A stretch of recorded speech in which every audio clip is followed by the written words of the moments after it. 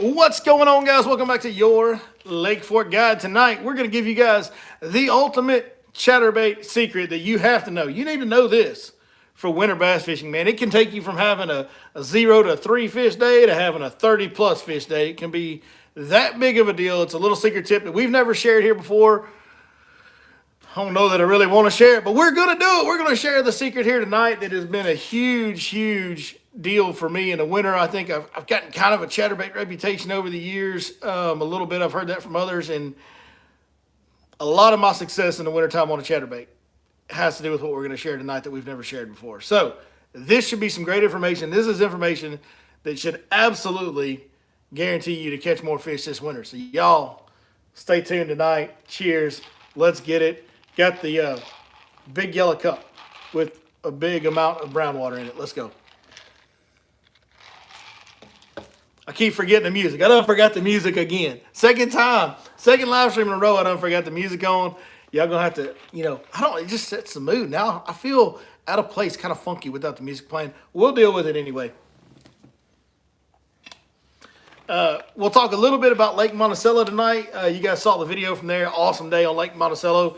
And the reason I'm sharing this video tonight is because it's kind of hard to pick up on in a video when you're watching. It doesn't really show very well in the video.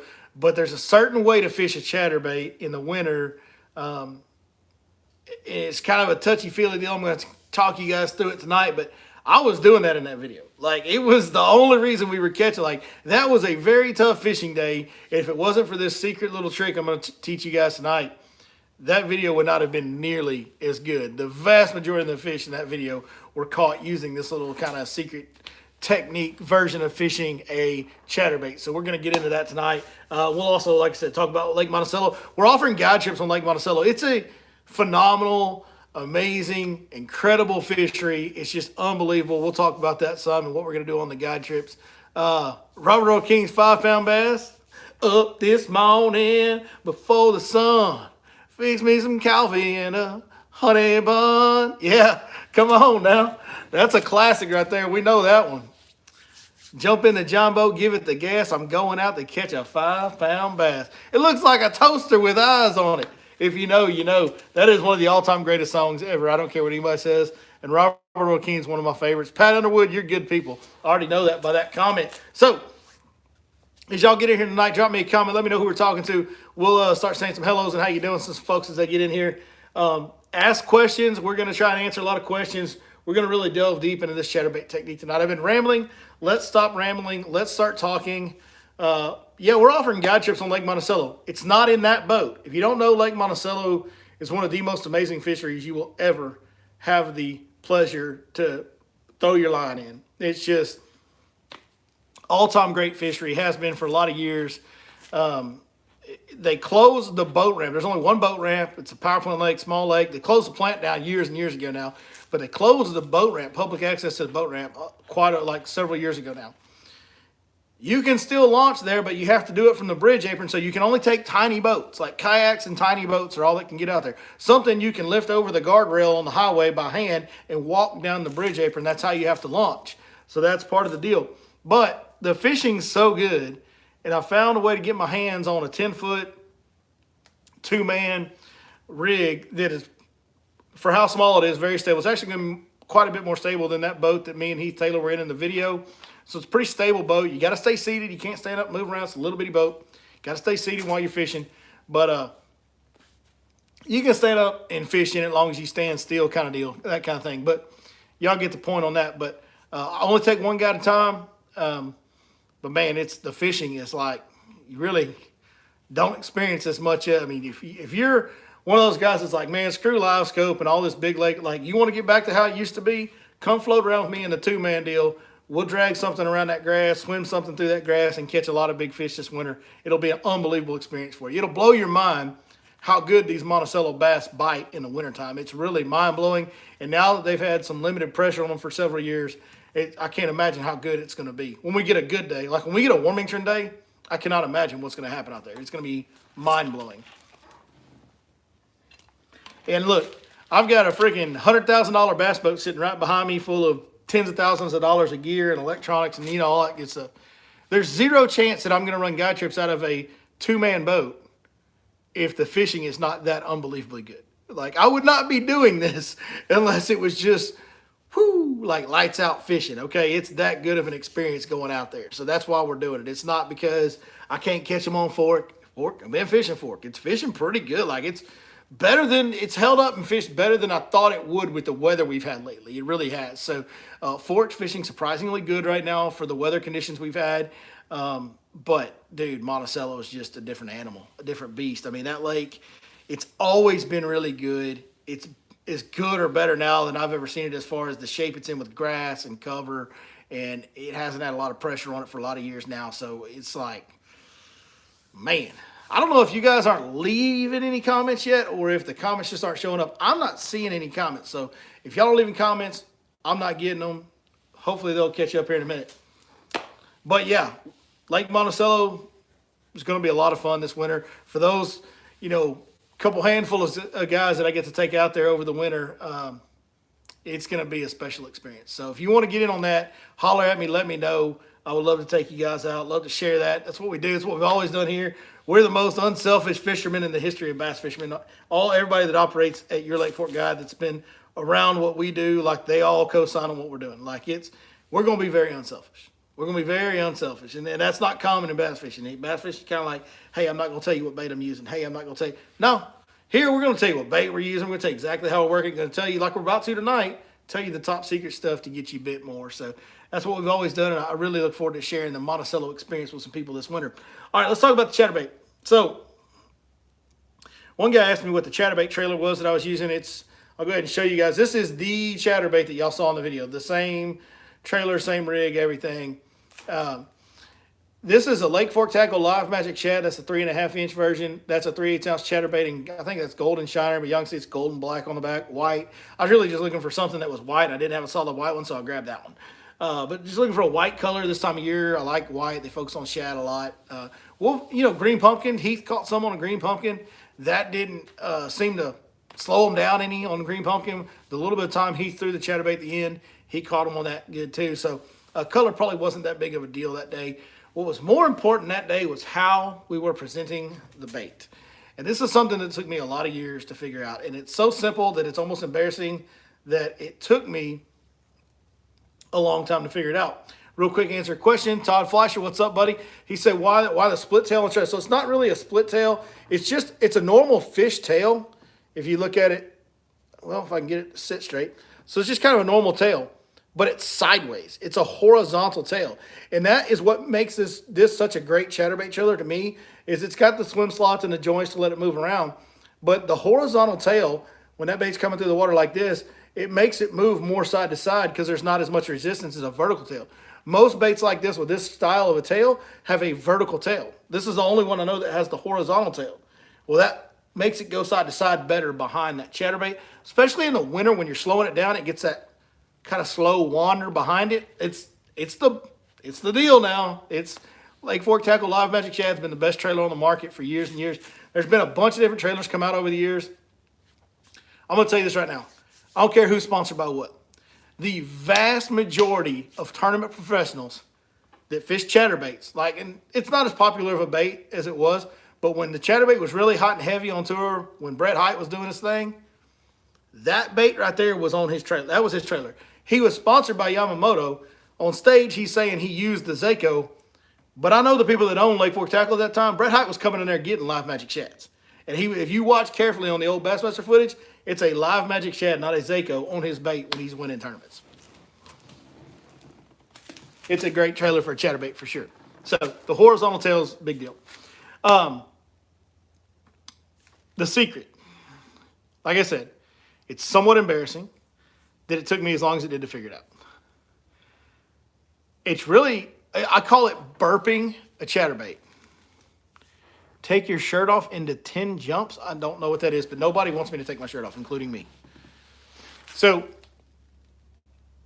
it's like fishing, almost like worm fishing it. It's just like, I call it burping a chatterbait. So what I do, if you'll go back and watch the video again, there's a lot of the catches you'll see, I'm kind of like lifting the rod and then reeling pretty quick. Well, when I'm reeling pretty quick, I'm not moving the bait with my reel handle at all.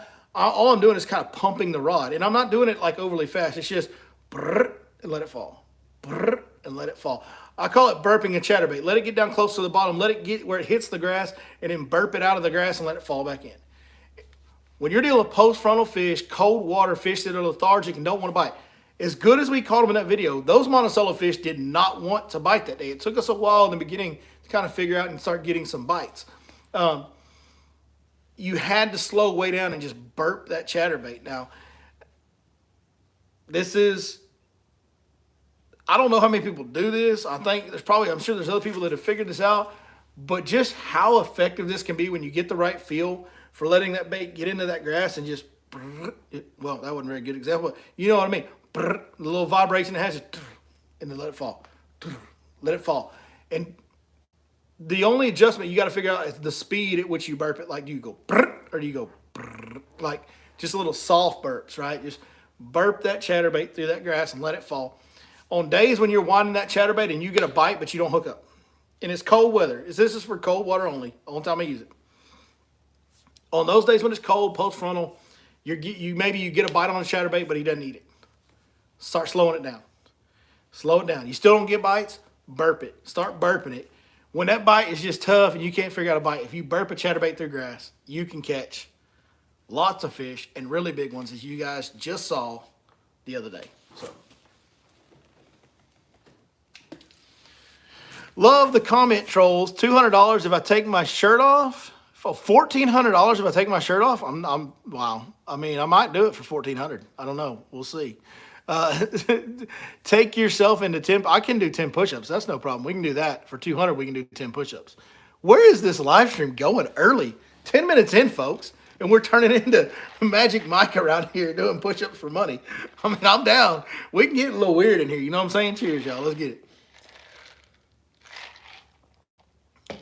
Fishing with Ollie from Maybank, Texas, a BFL and Toyota Angler. You know what? I will actually be in Maybank this Saturday for a freshman basketball tournament to watch my oldest son play in that. Yeah, so I will take my shirt off and do push-ups for $1,400. I'll tell you, I will right now. But that $1,400 is going to have to go into the super chat pay deal before I do it. As soon as it enters it, I will take my shirt off and do some push-ups. This is getting weird early in here. I'm just telling you right now. Can anyone walk in and fish Monaceel, or do you have to have some kind of special permission? No. So you can't just go along the bank and fish it. So here's the deal with Monaceel. The water is public. The water's public. There's nothing anybody can say to you once you're on the water. You cannot access it by land. You have to use the concrete bridge apron that is owned by the state, the highway. That is how you have to go in. If you launch it off the bank at the corner of the bridge, you're walking a fine line on how you're trespassing. You can't do that anyway right now because there's hyacinth piled up in those corners. You can't launch anything there. If you walk down the bank a ways, now you're on luminant property and you are trespassing. And they will try, if they catch you, they will file charges, prosecute. They do not want people on that property, period, in the story. And it's their legal right to be that way. So nothing wrong with that. So you have to use the bridge. As far as somebody asked earlier, where do you park? You just park off the side of the road. There's like a little dirt area where people have been fishing Monaceel this whole time. They've been in kayaks. They've been in tiny boats. They've been out there fishing it. So I'm not the first, or I'm not breaking any ground getting in there. I'm just maybe the first one that some people know me a little bit from the social media world of bass fishing to do it. So yeah, you can do it. You just have to be in a tiny boat like that. So you have to be in whatever you can handle, lifting over a guardrail and walking down a concrete apron on the side of the bridge.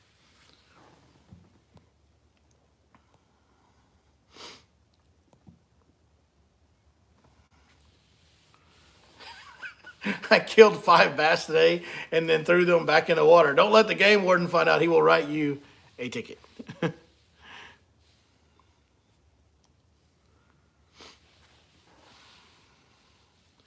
Are you strolling? I'm not strolling. Strolling is a crankbait technique out deep. No, not doing that at all.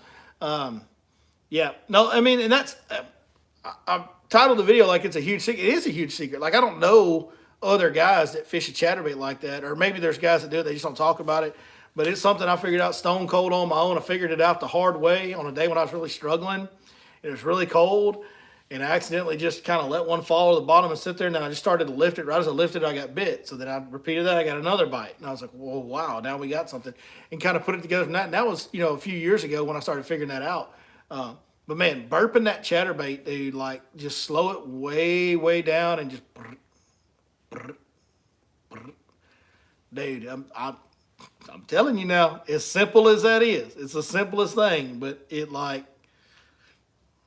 gets bit. It gets bit. Now, if you're around a whole bunch of wood, you're probably gonna get hung up doing that quite a bit. So it's best to do it where the wood's a little more sparse and sporadic. Although I will say I managed to do it on Monticello the other day in the timber flats that I did not get hung up not one time. So how I managed that, I don't know.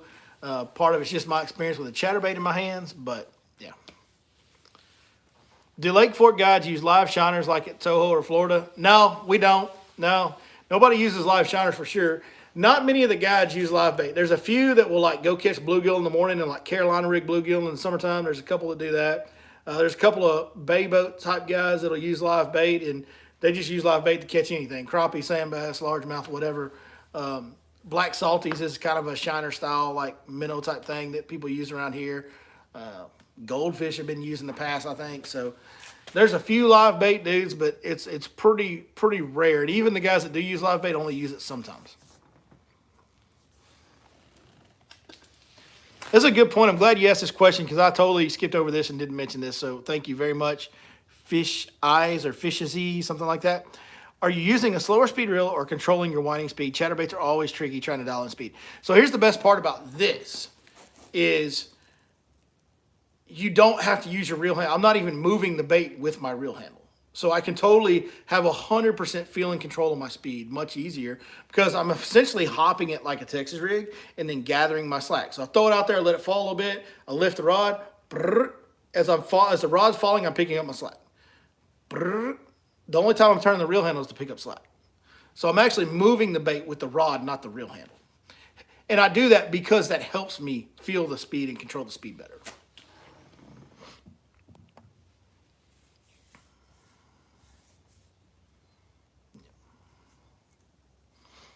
I mean, you heard some guys back in the day talking, chatterbait's a lot like a spinnerbait. A lot of people have compared chatterbaits and spinnerbaits over the years. It's a bladed shad, minnow type looking bait. People used to do this with a spinnerbait. Like this was they would take 3/4, 1 ounce, 1.5 ounce spinnerbaits and do this out deep. And sometimes they would swim the big spinnerbaits out deep, but a lot of times they would just kind of burp it along, just little, with a spinnerbait, just a little, the same type of deal. People have done that with a spinnerbait for a long time. That's a very old school technique for out deep. So we're not reinventing the wheel here. It's just something that I don't know anybody else that's doing with a chatterbait because, you got to have a good feel for the grass. When the grass is coming out as thick, you can't do it up there.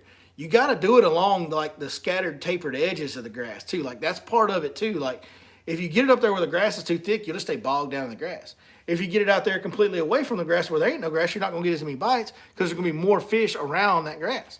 So it's kind of a little tight window. You have to have a feel. Now, if you've got, live sonar and 360, that helps you see where the grass edges are. But you really kind of need a certain feel and experience with the chatterbait to be able to feel where that grass is set up right, like the zone, the depth zone, the stretch, where that grass is set up correctly for you to be able to burp this chatterbait in and out of that grass effectively.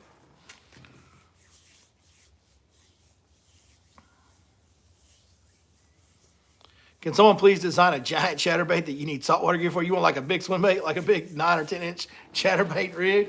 They make some pretty big ones. They make like 3/4, 1 ounce chatterbaits now. Even Z-Man does. What is the best bait? So I have guaranteed correct answer on what is the best bait. This is hands down the best bait. There's nobody that can argue this. The one they're going to bite next. That's the best bait. Facts, Jax. Can't argue that one.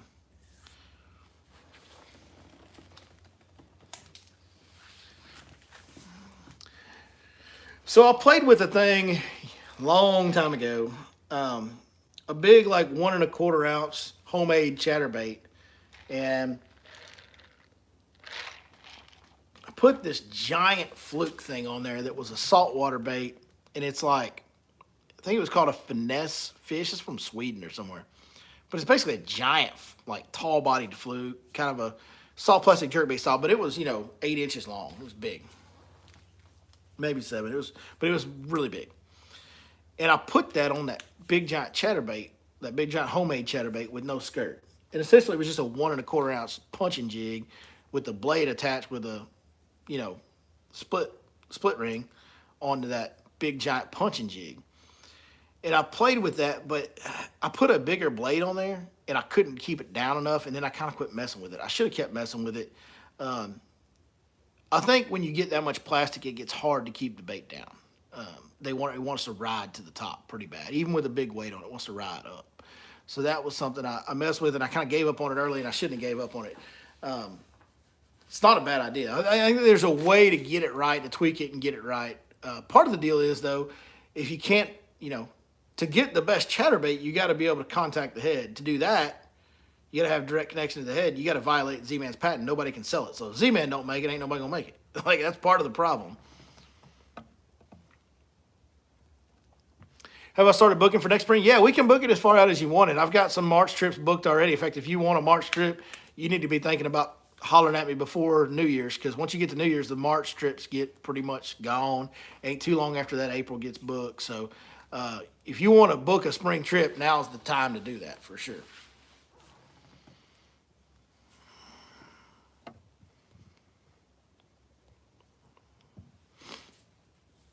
The Donkey Slayer is a good giant chatterbait. Where do you find the Donkey Slayer? Where's that at? Do they have a website? Is it on Tackle Warehouse? Where can we find that? Because that's got my interest peaked as well. Thank you to Jason Parrott for throwing that information. The Donkey Slayer. Great name. Great name, the Donkey Slayer. The old mule Skinner. Let's get it. I love it. All right, y'all ask some questions, man. We'll try to answer them. Burp the chatterbait this week, especially the weather we're having this weekend. Y'all go out this weekend and go burp that chatterbait along, see what happens. If you got some grass, burp you a chatterbait around. Always sold out and cost $60. I was in, now I'm out.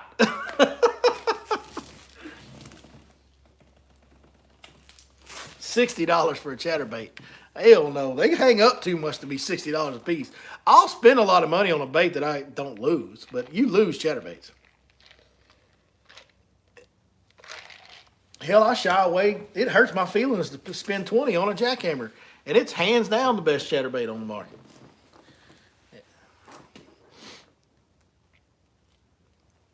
How much is an 8-hour guide day? $600. $600 for 8 hours of a guided trip with me. What's the water clarity up there? Stillhouse, where I am, is murky. Stillhouse is murky? Down there in the central Texas borderline hill country area, it's murky? That is crazy. The water clarity up here is always pretty stained for the most part. There's not a lot of clear water up here. You guys typically in Central Texas have much clearer, cleaner water than we do here. I know sometimes y'all's water does get murky down there because y'all get that kind of like chalky, limestoney kind of dirt stuff going on. Hold on, we're gonna circle back to that. So I got to circle back to what you just said now, because that's Stillhouse that's crazy if the hydrilla's gone. We're gonna circle back to that in a minute. But yeah, no, water clarity is pretty good. We haven't had a lot of rain though, and we had quite a bit of rain today, so be interesting to see. Usually in the wintertime when you get rain, the dirty water hangs around a long time. There's some scientific stuff that goes on with that. There's actually a microorganism that helps filter water that goes dormant in the winter and kind of dies off in the winter, and that's why the water stays dirty for so much longer when it rains in the winter. Your hydrilla's gone in Stillhouse Hollow. Stillhouse Hollow that's crazy, because that lake was like hydrilla after like 20 plus feet of water. If all the hydrilla's gone in Stillhouse Hollow, that is shocking. That's a shocking development. That would be really wild. And I think I might get, somebody might put a mob style hit out on me for mentioning the name Stillhouse Hollow, because that place has got freaking giants and it's like a secret. Like, people don't really talk about it. It's one of those deals like Fight Club, man. You don't talk about it. Pickles, this is a very interesting and constructive comment. I look like his gay neighbor. All right, Pickles. You ever think maybe having a name like Pickles is why you have gay neighbors? Just saying. Might want to think about that. There, Pickles.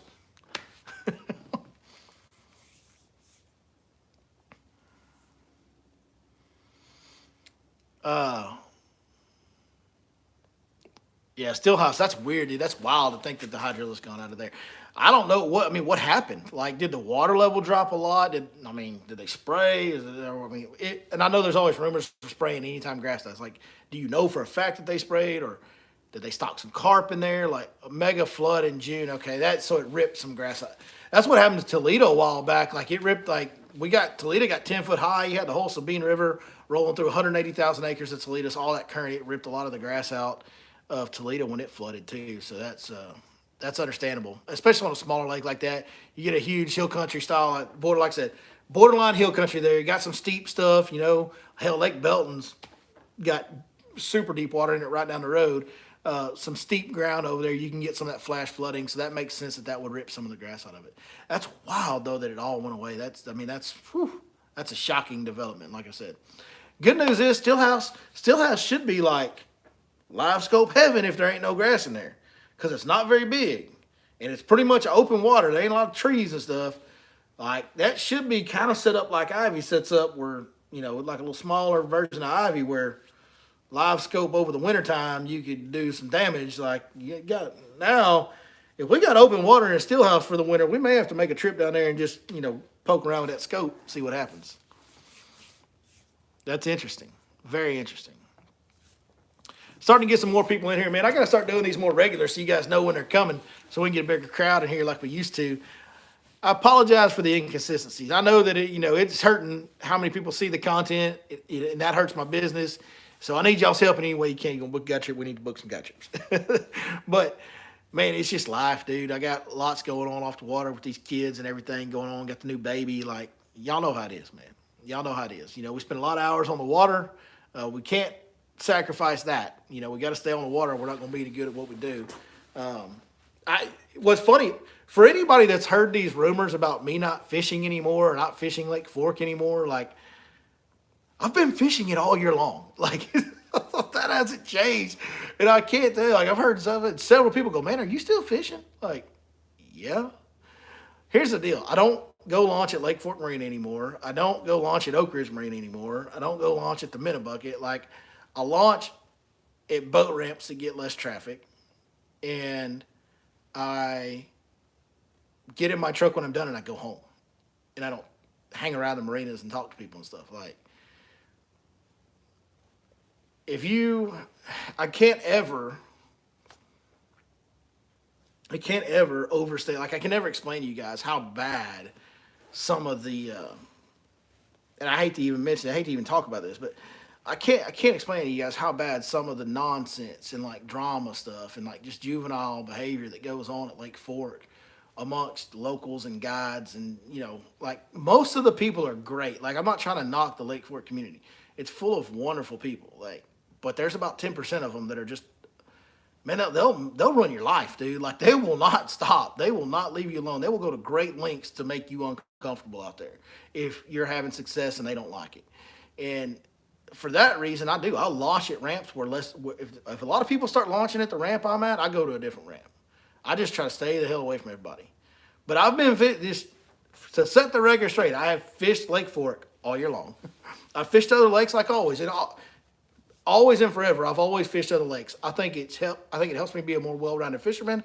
Also, it's good to have an alternative. If the wind's blowing too hard, we can go to a small lake. If I got a thunderstorm up north, and I don't have one down south at Athens, I can go to Athens, or I can go to Welsh, or I can go to Lake of the Pines, or wherever I need to go. I can make adjustments and help my customers stay on fish, because a lot of people make out-of-town trips down here. They draw a bad weather day, a bad wind day, and they just get screwed out of a trip. Well, I like to be able to help those guys and at least get them on some fish on another lake that has quality bass in it. So I do fish a lot of other lakes as well. So there are stretches where I don't go to Fork as much as some of the other guys because I'm on other places. But, man, I've fished it just like I always have. Nothing's changed on my fishing end. I'm still on the water a lot, still out there, still doing my thing. I just haven't been on social media because of my personal life off the water nearly as much, and I have grown to want to stay the hell away from the crowded boat ramps. That's basically what it is.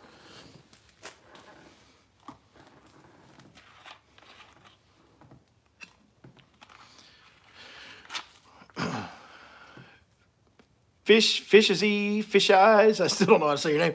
I made a vid showcasing all the boat ramps on Stillhouse. Is there anything like that on Fork? I have no idea where to launch out of other than the marina. Oh my gosh, dude! Like, there is so many boat ramps on Lake Fork. The best thing you can do to go find boat ramps is go to Texas Parks and Wildlife website, go to their like find a lake page or whatever, or where to fish tab, I think it is, and you can look up Lake Fork. You can look up by region, then you find Lake Fork, click on Lake Fork, and it'll have a little tab on there where you can click public access, and it'll show you most of the boat ramps. It probably won't have every one of them on it, but there's like, I don't know, 30, 40 boat ramps on Lake Fork. There's a ton of boat ramps on Lake Fork. There's a bunch. It may not be 30 or 40, but it's a lot. It's definitely a lot. Yeah, yeah. This is great advice. So if you want to know where to launch out on Fork, pick where you want to fish, and then just start looking for the closest boat ramp on that Texas Parks page, because there's a boat ramp close. There's a boat ramp close, guaranteed. Like, it ain't. Fork's got boat ramps all over. Some of them you have to pay a launch fee. Some of them are free. Most of them you have to pay a launch fee. Other than, like, you got the 154, the two 515s. The 2946. So all the big main bridges have a public ramp that you don't have to pay at. Other than that, most places you have to pay like $3, $5, depending on which one you're at. Sometimes it's 10, depending on which one you go to. But yeah, they're public access, but you do have to pay to launch at a lot of them. But yeah, Fork has a lot of boat ramps, like crazy amount of boat ramps, especially for how, like, Fork's not that big of a lake. I mean, it's big. I mean, it's a good big sized lake, but it's not big compared to, Rayburn, Toledo, all them places. Are jerkbaits producing well? Yeah, jerkbait. So yeah, jerkbait's a key player right now. If you're scoping right now, which scoping is a big deal. You can scope on Fork. You can scope anywhere you go right now. It's a great time of year to use the live scope. And jerkbait's probably, that Alabama rig's probably your two best deals to go with this time of year. Yeah. Nathaniel Ryan, fish still biting for? Yeah, no, fish are biting. Like I said, considering the conditions we've had pretty poor fishing conditions for the last week to 10 days. A lot of it's been post-frontal. A lot of it's been cold. Water cool trending big time. A lot of bluebird high pressure days. So we have had bad fishing conditions, especially when you get those conditions this late in the year when the water's already kind of cold and it cool trends even more. Those are bad fishing conditions. But we've still been catching them. Like, some main lake fish are really starting to group up, have really started to group up good. They're not always anxious to bite. Sometimes it's work to get them to bite, but yeah, no, they've been biting pretty good. We've been catching them pretty good most days. Yeah. What do I think of Fayette County? Fayette County's Power Plant Lake down in Central Texas, a little bit south of Central Texas. This time of year, Fayette, first of all, Fayette's a great fishery. Great. We're so fortunate in Texas. We have so many good lakes. Fayette's a really good one. Fayette's a really good one. It's a typical power plant lake. A lot of numbers of solid fish. A little bit harder to catch the real big giant ones, but lots of numbers of solid fish. Very fun fishery. I think a lot of it this time of year. I think it's great. Those fish, as long as they're still pumping the plant down there, I don't live down there anywhere near it anymore. I used to live closer when I was growing up. I lived closer to it and fished some as a kid, but if they're still pumping, the fish will be spawning right now. They'll be starting to spawn.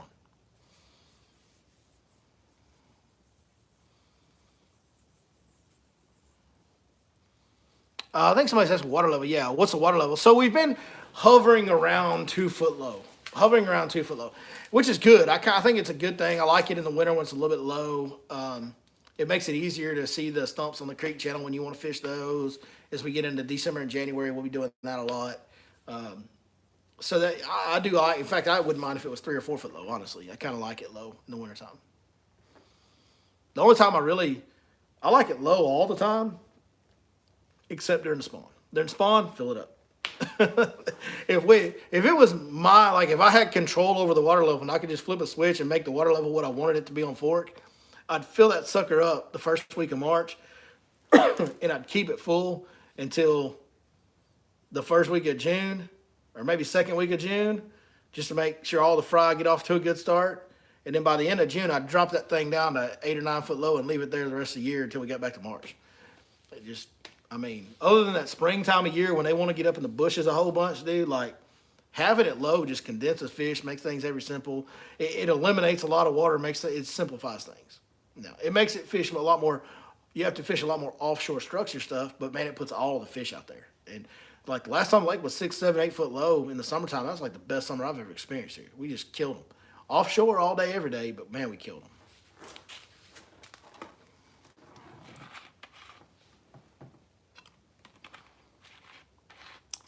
Tony says he loved the Monaceel video. It was amazing. Dude, it was an awesome day, man. It was an awesome day. I'm actually going back there tomorrow, so I got me a little tiny boat to run some guide trips for those that want to go to Monticello.